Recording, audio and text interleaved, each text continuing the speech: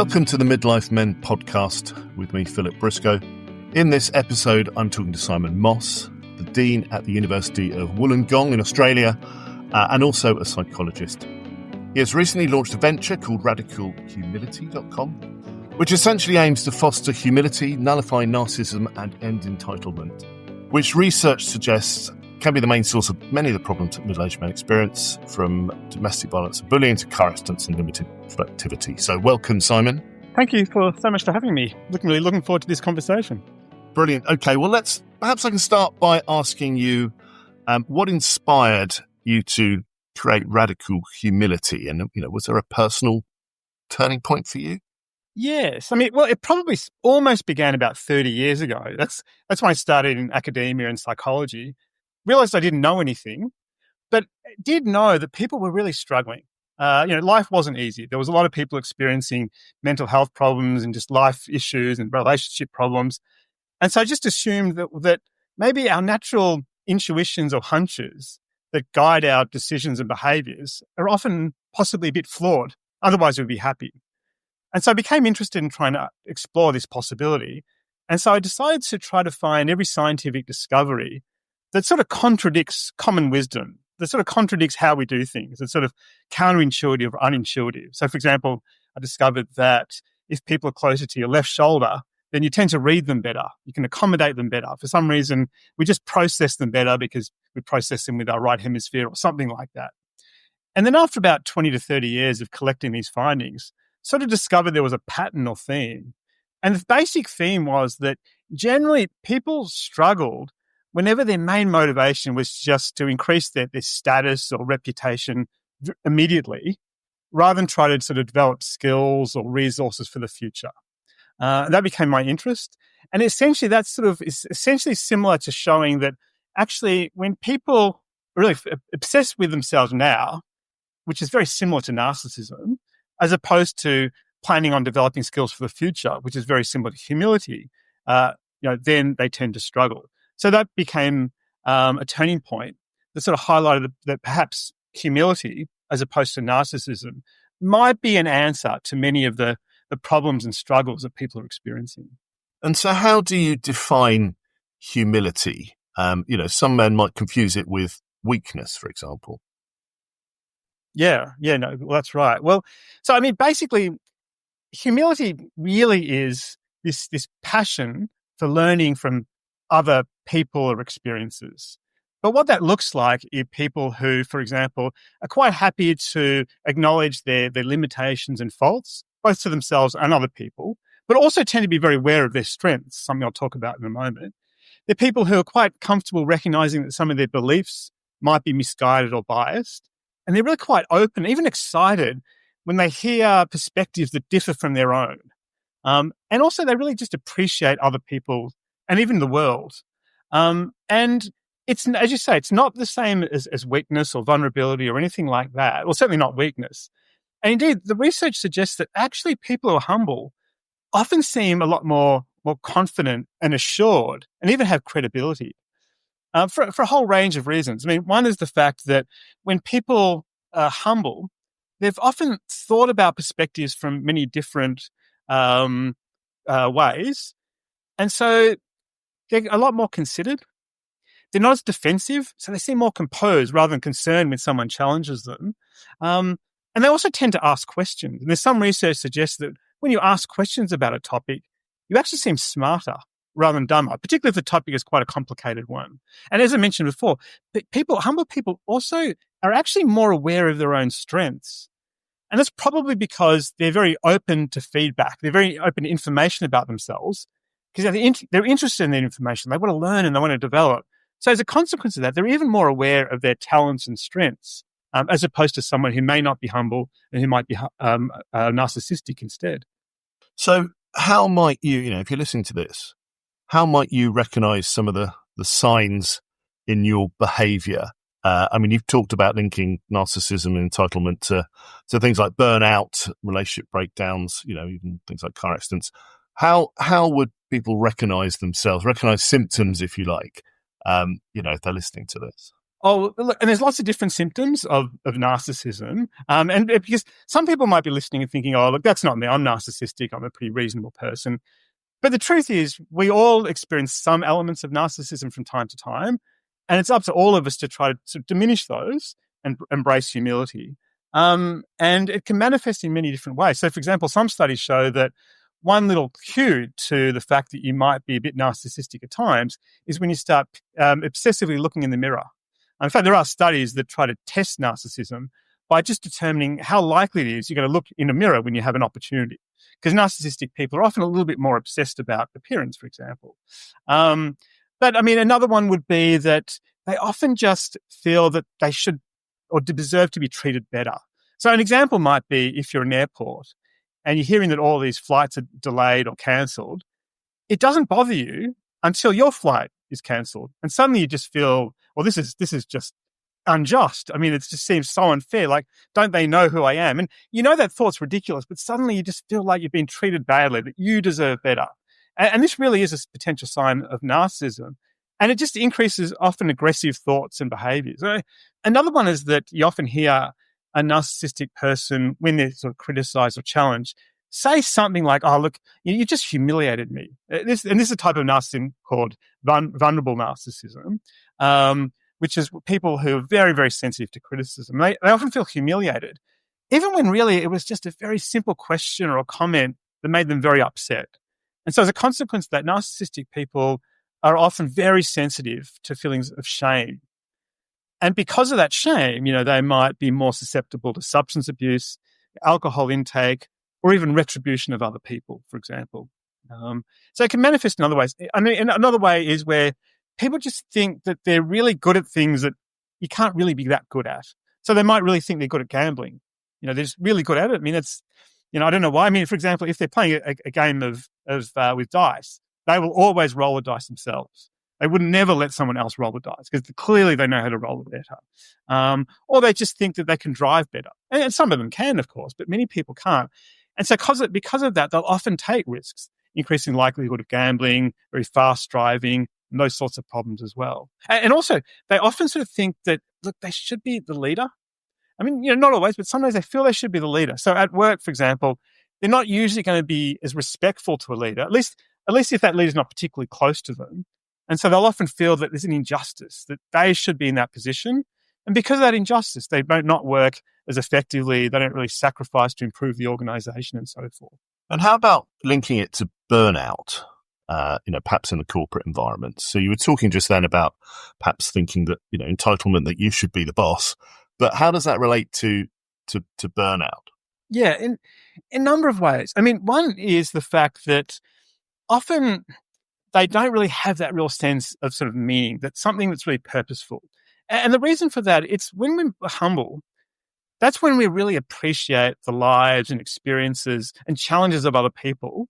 So we become much more motivated to find opportunities to support others.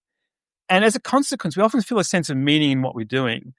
And that sense of meaning just compels us, and it becomes almost natural to work hard. But if people don't experience that sense of meaning, to thrive, they need to push themselves. Like it's not as natural. But working hard is a harder thing for them to do. And that feeling of always pushing themselves, increases the likelihood of burnout, as one example. But there are several other reasons as well. Part of it also is that, narcissistic people really want to be admired. That's really quite important to them. So they'll often work very hard to do something, to be admired, which often means they're acting in ways that are designed to impress someone else, rather than really necessarily driven by what feels natural to them. And that need to impress someone else and always undertake activities that they don't really want to undertake, they're just doing for the glory, also increases the likelihood of burnout as well, and can increase other sort of related issues like workaholism. And things like, if you approach a more humble existence, I imagine things like anxiety and perhaps even unfulfillment become a bit lessened or disappear because, you're viewing things perhaps with a different lens. Well, that's right. Suddenly, your main goal is to learn and develop. And the beauty about that is you can do that at any moment. Any moment feels like you can develop. So if you're criticized, if you're challenged, if something goes wrong, you just automatically perceive that as an opportunity. I mean, everyone knows that they probably should do that, right? They'd love to see difficulties and challenges as an opportunity. But in practice, we might pretend that we feel that way, but actually we feel slighted or disappointed when we fail. But if someone is humble and they're really trying to learn and develop from other people, they almost sort of like things going wrong. It's an opportunity to grow. They feel so fascinated by the circumstances. And so I guess also you talked a bit there about propensity, I guess, for risk with things like gambling and perhaps substance abuse. And so does that then lead to that kind of risk taking? Does that lead to, things like car accidents and if you put yourself through more risk, then you're more likely to, encounter some of these sorts of incidents? Well, that's exactly right. I think that because they're so likely to overestimate their capabilities and underestimate their risks, they'll engage in behaviours that anyone else would recognise may be inappropriate. A lot of risky behaviours, a lot of hasty behaviours. They're more likely to, or less likely to be able to resist temptations as well. So they tend to engage a bit more impulsively in life. And you talked as well about domestic abuse. I mean, what's the link there? Look, there's probably a number of reasons. I mean, some of it is just that sense that, they want to be listened to. It's very important to be the center of attention. So they often sort of feel that they're not being taken seriously enough. So that can be one aspect. And they might even say things like, you're just not listening to me, even when the person is. So they're very easy to get angry. It might be, as I said before, they're very, very susceptible to criticism. And they'll see criticism in even sort of the most mild comments. So they'll sort of often become enraged in response to what is, a reasonable request. So that can often generate issues like domestic violence and so forth. But they also sort of feel entitled. They feel they deserve more. They feel like that person, should be dedicating their life to me. So they're often going to be disappointed as well. So what do you think is the cause of these behaviours? And I'm talking, more at a macro level here. So, culturally or socially, what are the triggers or drivers here? Yeah. Well, I mean, let me start with sort of the micro level in a sense, which is the notion that a lot of these sort of narcissistic behaviours where people like to exaggerate how good they are, to themselves and others, or they like to undermine other people to put them down. The reason that often happens is because for a moment, people feel better. So, if people are struggling in life a little bit, if they're a bit stressed, they're anxious, distressed, even a bit depressed, then they'll often feel better when they act narcissistic for a moment. When they, as I say, mock someone else as an example. It just makes them feel better about who they are in comparison. And so it becomes reinforcing because for a moment, it makes them feel better. The problem is that although narcissistic acts like this can improve their emotions for the immediate term, it tends to have long-term consequences. So as I sort of implied before, that narcissism will undermine their resilience because they become very sensitive to criticisms or problems. It'll undermine their relationships because they just don't seem trustworthy. And it'll undermine their reputation because they seem quite defensive. So it has long-term problems, but short-term benefits. But it creates a vicious cycle because they're experiencing so many of these long-term problems, these problems with their relationships, problems with their reputation. They're experiencing a lot of negative emotions. And the only thing they've learned to do, either from watching others or because of their own experience, is to be more narcissistic. So it creates a bit of a vicious cycle. So that's how it works on an individual level. Probably what's more interesting is even from a more societal level, because one of the reasons there is a lot of narcissism in society, well, there's a number of reasons, but one is also the fact that it seems to be sort of reinforced. There are a lot of narcissistic leaders. And so it's almost something like people learn to act a bit narcissistically because often people who have experienced success are also narcissistic. And that's interesting in its own right. Why is it happening that there are so many narcissistic leaders? Not everyone, of course. And of course, as I said, narcissism is a continuum and we all experience it at times. But why does it happen so much? And there's a number of reasons. I mean, one, of course, is that during interviews, when you're interviewing, say, a new leader, you tend to believe them.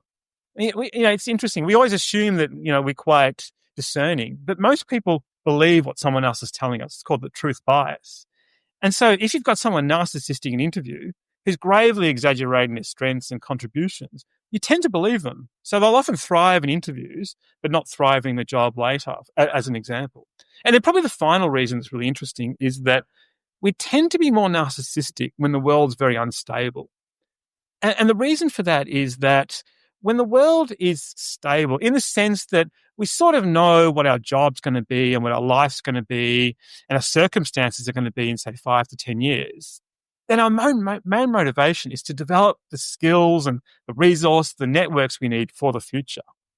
But when life seems very uncertain, we just can't imagine what our life will be even in a few days, because jobs are changing all over the place. AI and converging technologies are really fundamentally shifting the landscape.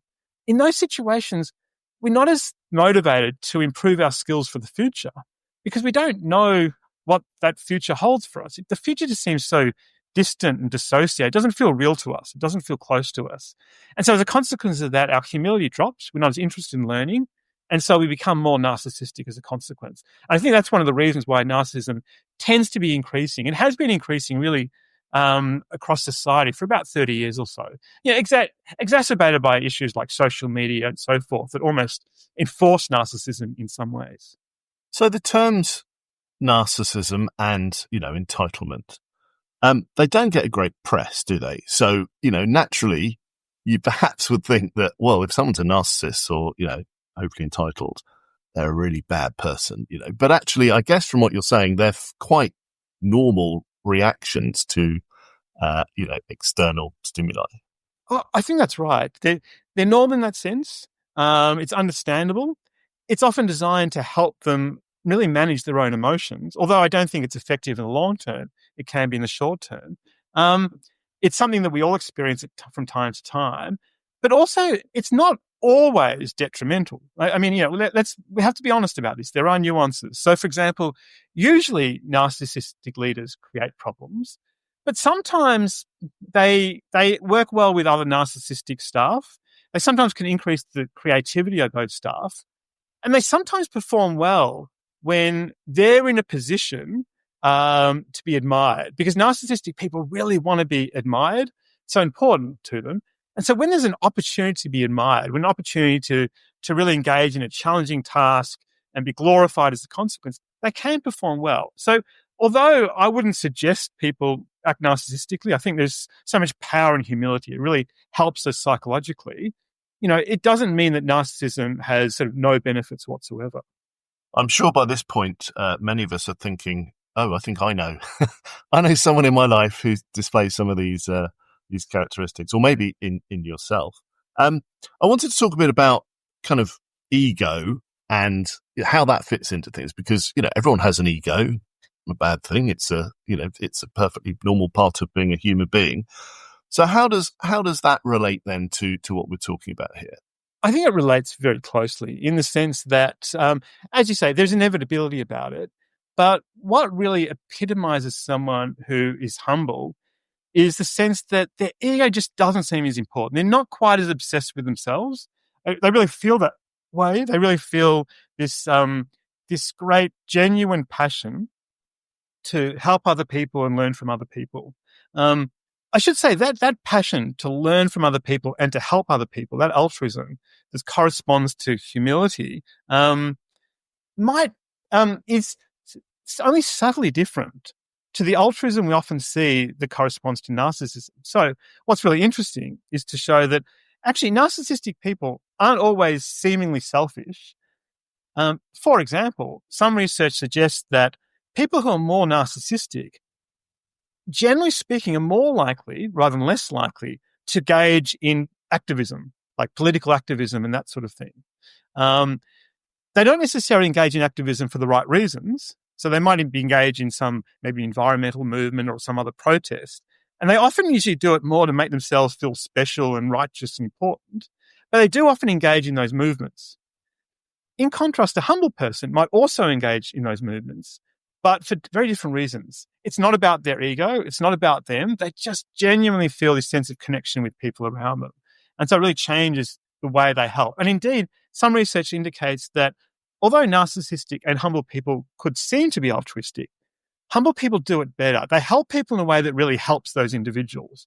Where narcissistic people might help people, but in a way that actually undermines their independence. It isn't really good for them, but makes them look good. So could this kind of, if you're midlife, perhaps in a job that you don't enjoy, or you're not particularly fulfilled, you're feeling a bit stuck, I guess this is kind of a way of unblocking things a bit, just changing your approach to life in general and the way that you look to the future. But we live in a kind of culture that does prize dominance, control. I mean, that's quite an overarching, force in the world we live in. So how can men, listening to this, how can they start to embrace this, humility or vulnerability as a strength? Yeah. So there's probably 3 steps. The first step is just to be aware that narcissism will really enhance their resilience and reputation. So just to understand it and believe it. Because often people don't engage in humility simply because they just don't think it's useful. But when they learn that actually humility enhances resilience, relationships, and their reputation, and they learn why, obviously they're much more likely to embrace that possibility. And then the second step, once they're convinced by that, and they recognize and resolve some of the counter arguments for why that might not be the case, then the next step is really just to sort of learn to practice it, practice a bit of humility, right? It's pretty straightforward. I mean, that usually just involves occasionally, acknowledging something they might be grappling with and seeking advice. Nothing more than that. But then gradually trying to do that in more and more circumstances. Everyone can be humble in some circumstances when they're feeling good about themselves, when they're speaking to someone they trust.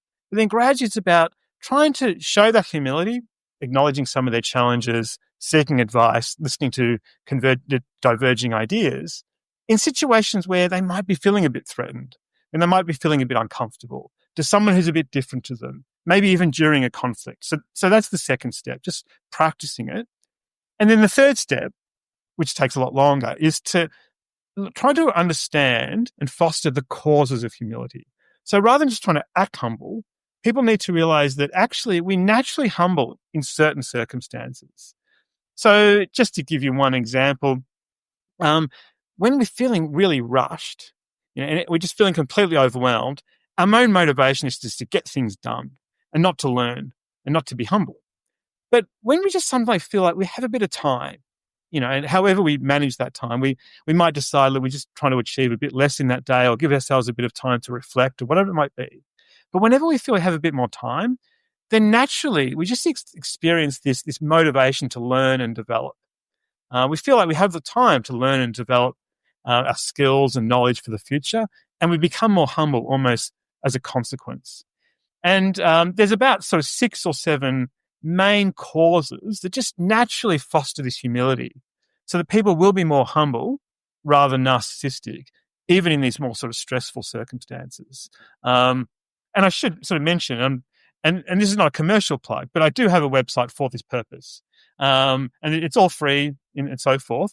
Of course, there are probably many other resources people can use, but we do have a website which just has a whole series of some of the activities and exercises that people can actually undertake with themselves or with others in a team that just foster this humility over time in a more sustainable way. And that's called Radical Humility. And we'll put the link in the notes as well. Yeah, that's right. That'd be great. Yeah, thank you. So for people listening to this who know, they're around, perhaps narcissistic men or people that, they're recognizing some of the signs that you're talking about, partners, friends, colleagues, how can they help, without, enabling or confronting in harmful ways? What can they do? And so I suppose the question is, how can you change someone in your life who's narcissistic and creating problems? Because we all have those people. It could be a friend, a relative, a neighbor, a boss, and so forth. And obviously, it's hard to change people dramatically and quickly, but you can gradually shape people over time. And narcissistic people are particularly easy to shape over time because in some ways, they're very transparent. We know exactly what they want. And what they want is status and admiration. They want to be associated with the elite. They want to be a leader. They want to be admired. It's quite straightforward. So the question is, how can we reward them with what they want when they're acting humble? So, for example, one strategy is to really try to prompt them to be humble and then reward them with admiration. So an example would be you could ask someone like, look, have you ever committed a mistake at work? And if you use the word ever or any or something like that, it almost forces people to say yes. It's very hard to say, no, I've never committed a mistake. Even the most narcissistic person would probably be happy to acknowledge at least one error in their life. And when they do that, you could say something like, "Oh, look, yeah, I really admire the fact that you're aware of some of your errors." And even just a simple reward like that, as long as you're someone they may respect, can be very, very useful. In addition to that, you can also try to highlight how humility could increase their status in a subtle way. So, you might say something to them, for example, if they're a colleague at work, something like, "Oh, look, it seems to me that some of your staff just don't really appreciate you enough, I sometimes feel. And I'm sort of wondering, given you're a bit of a role model to them, I wonder if you should sort of role model how it's so important to listen to diverse views. Because if you do it, maybe your staff will listen to you better," as an example. So you're sort of trying to reward them as highlighting their leadership, but you're also trying to encourage them to be humble as a way of reinforcing that leadership and admiration as a consequence. But sometimes it might be a bit more subtle than that. So, for example, as I mentioned before, most narcissistic people, particularly those in the category called vulnerable narcissists, they love mocking and deriding other people. It makes themselves feel good. So you can do that too, but you can actually mock other people's narcissism with them. So you might say, "Oh, isn't it just ridiculous? That person is just too proud to admit that they're not perfect. It's pathetic, isn't it?" And they'll like that because, yes, they might be narcissistic, but they'll still like the fact that you're mocking someone else. And they might also start to mock some of those behaviors. And it starts to become a little bit more sensitive to the notion that actually some of those behaviors that occasionally show, are worthy of derision. So there are strategies that can be quite useful for sort of gradually shaping some of their behaviors over time. So do you think the world would be a more comfortable, safer place if some of our leaders adopted a more humble approach? I don't think there's any doubt. I genuinely feel that so many of the problems that people are experiencing, both individually but as a society, can be ascribed often to narcissistic leaders. And actually something I found that was quite interesting the other day, which was that not only are narcissistic leaders more likely to improve society and productivity and those sorts of things, they're actually more likely to be liked, which I know seems a bit surprising because I think most of us can name leaders around the globe that don't seem at all, and political leaders as well, that don't seem at all humble, that seem quite the reverse. Couldn't guess who you're talking about. And I won't necessarily put any words in your mouth, but actually I'm going to have to with the example of the study here, because the study actually was in America, and they actually asked people to rate the humility of their political leaders. And this is when Biden and Trump were competing for presidency. And what they found is that, firstly, people wanted a humble leader. Not everyone, but it was something they generally said, "I'll prefer a humble leader to a non-humble leader." And then what they found is that they actually, their belief of which leader was humble depended on their political affiliation. So Republican voters tended to see Trump as more humble than Biden, or at least more humble than the Democrats saw him. And the Democrats obviously saw Biden as more humble. So it is interesting that even though some people might think that some of these leaders, and there's obviously some that don't seem to epitomize humility, most people still value that quality. And that's nice for political leaders to know that actually it is still in their interest to show humility in a particular way that really resonates with the public. And so in the kind of workplace, do you think if you want to be successful, if you want to be in the top table, do you think, the world we live in at the moment, do you think you can be humble and still be, leading organizations or have senior positions in organizations? Look, absolutely. And there is evidence that humble leaders tend to thrive, they tend to succeed, and they tend to be in their roles for longer. And this is not new research. There's been, various research, such as the book Good to Great, for example, that's sort of shown the benefits of humility and conviction. And indeed, my argument would be that it's likely that humility will be perceived as much more valuable even in the future than it was in the past, for a whole range of reasons. One of the reasons, of course, is that we're much more likely to be overwhelmed with misinformation now. And we do know, and there's research that suggests this, and we all sense it in ourselves, that humble people are less likely to be a source of misinformation. So we're looking for that trust. we have better tools now to identify humble people. So I think for many years, employers knew that humble people were often better employees, but they didn't really have a very easy way of identifying humility. But that's changed now. We can easily identify the level of humility that people show, even from their social media. It's very easy to extract and scrape social media, place that into particular algorithms to estimate the likely humility of people. And similarly, the fact is that we now are so much more reliant on AI and other technologies, which suggests that what we might be lacking, or what is a much more scarce skill that really differentiates us from AI, is the capacity to develop those sort of trusting, genuine, empathic relationships. And the research does suggest is that when we're looking for someone to trust, when we're looking to develop a good relationship, we just naturally assess their humility. We might not do that consciously, but we're just very much drawn to those people who are humble because they tend to be more trustworthy. And that's something that I think we're going to value probably more rather than even less in future years. That's interesting, isn't it? Because, core skills that employers or that we need in life really are changing, aren't they, as you've just been saying? And, there's fear that AI is going to make us all redundant, but actually these sorts of skills are core to kind of the future that we're going to live in. That's really interesting. What if you could offer, one message to, men the midlife struggling with, control or anger or emptiness or unfulfillment, what would that message be to them? Yeah, I mean, ultimately, I think that the one message would be that it is worth trying to practice humility just a little bit every week.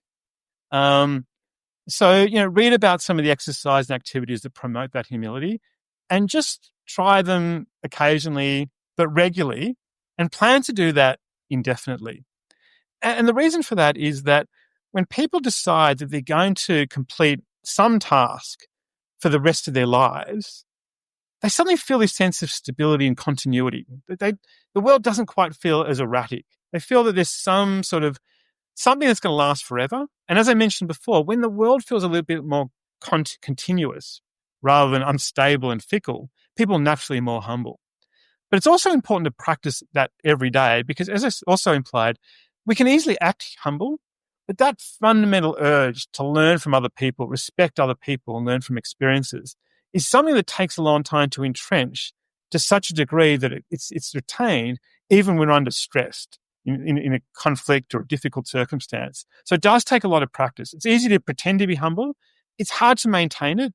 And so it does take a lot of practice. And so as an example of a sort of exercise, even spending 5 minutes thinking about the one or two people in your life that will support you unconditionally.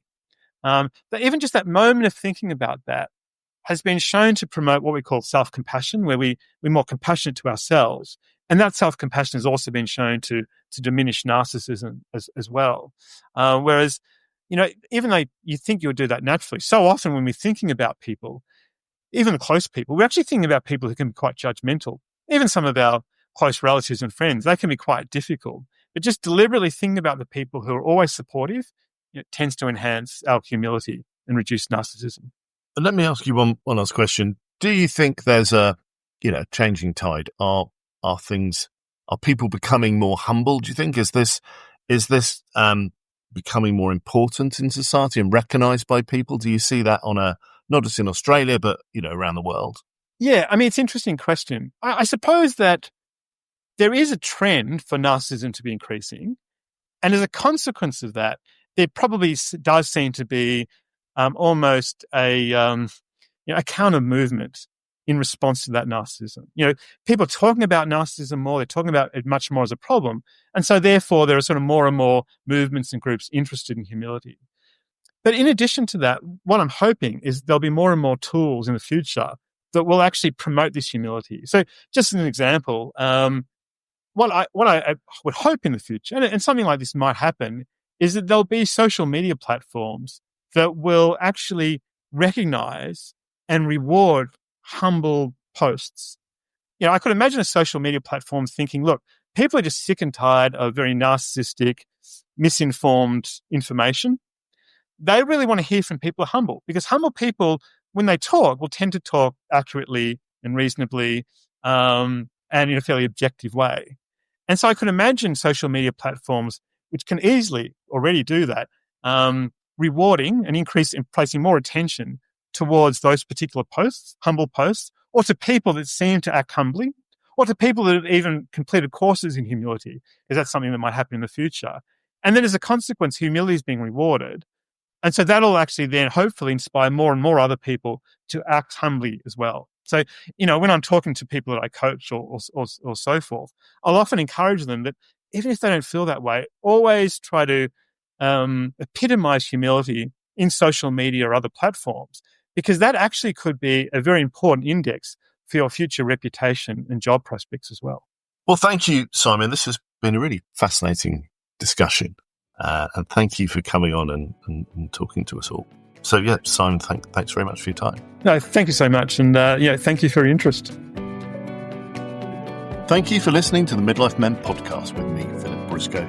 If you want to find out more about Simon's movement to nullify narcissism and end entitlement, then visit his website, radical-humility.com, where you'll find lots of information, including freely available videos and lots of other useful content.